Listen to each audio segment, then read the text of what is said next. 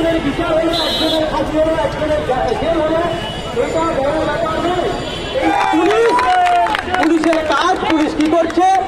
Doctor, engineer, professor, teacher যারা সমাজে নিজের জায়গাটা প্রতিষ্ঠা করে একটা জায়গায় এসে সমাজের কথা বলছে, প্রোটেস্টার, তাদের পিছনে পুলিশ যাচ্ছে আর সমাজের ক্রিমিনালদের সঙ্গে বন্ধুত্ব করছে।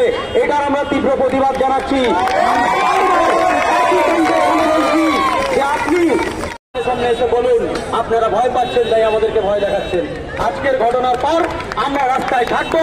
আমরা মনে করি বাকি যে বা যারা যাদেরকে আড়াল করছে, যে বা যারা, তাদেরকে সামনে আনতে হবে, সুবিচার প্রতিষ্ঠা করতে হবে, যাতে প্রান্তিক মানুষেরা অন্তত বিশ্বাস করে যত বড় ব্যক্তি হোক না কেন সে শাস্তি পাবে। আর আজকে যদি সুবিচার প্রতিষ্ঠা না হয়, একজন ব্যক্তিকে ফাঁসি দিয়ে, জেল দিয়ে যদি বিচার ব্যবস্থার এরকম একটা হাল মানুষের চোখে আসে, তাহলে ওই ছোট ছোট ব্যক্তিরা তারাও এই যে আস্তে আস্তে ফিকে হয়ে যাচ্ছে। মানুষ ভাবছে কি আর হবে, যুদ্ধ করে কিছু হবে না, বলে কিছু হবে না, আর বলার পরে রেজাল্ট হবে এর পিছনে পুলিশ, তার পিছনে পুলিশ। আমরা বারবার বলছি 10 জন, 20 জন, 50 জন নয়, 1 লক্ষ পুলিশ পাঠিয়ে দিন, আমরা ভয় পাবো না। আমরা রাস্তায় আছি,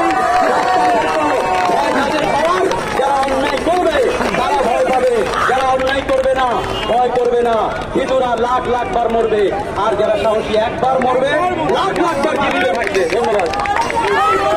ভয় আমরা পাই না, পাবো না।